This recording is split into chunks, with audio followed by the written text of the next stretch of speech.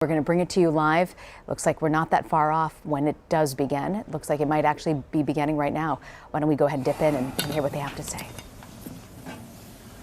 Where's my guy, Carlos? Oh, okay. We good? Yeah. All right, well, welcome, everybody.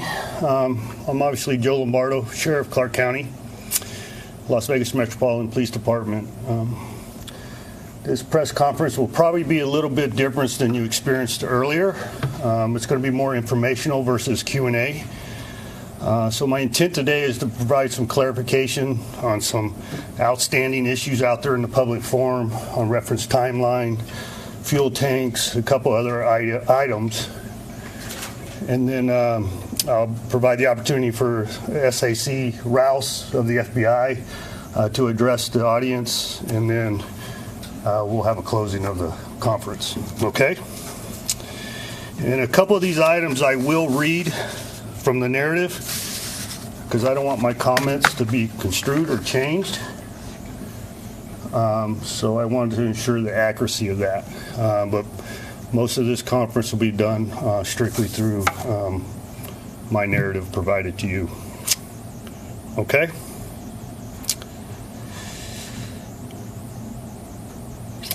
Okay, first and foremost, I want to give you an update on the injuries. This has been a big deal on my mind, as it has been the public, and I think it's important for you to be given an accurate picture of what is occurring associated with the injuries of the 1 October event. So as of 8 o'clock this morning, I was updated with the most current numbers, and let me back up just a minute. In the early throes of this tragedy, I had advised each and every one of you that items of information were going to change. The dynamics of this investigation is far-reaching, it's wide, it's huge, and you can't expect exact answers in the early throes. My intent in the early throes were to give you the information to provide that calmness in the community to ensure that we didn't have a second player or a third player out hiding in the community intending to cause us harm. So there was no integrity question associated with that, as I've experienced through the cyberspace, questioning my integrity.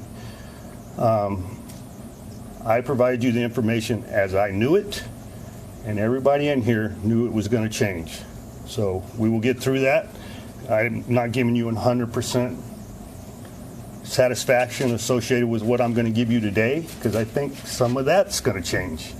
And we will not know that until we're completed with this investigation. So back to where we were. I think it's important for the community of Clark County to realize we use 17 separate medical facilities to accommodate the injuries associated with this event. And that speaks volumes for the medical community here in Las Vegas, in Clark County.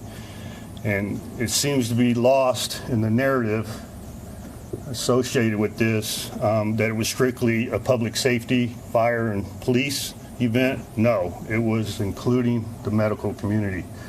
And I think it's important for me to give them their due respect. So 17 separate medical facilities. Today's numbers: 546 reported injuries.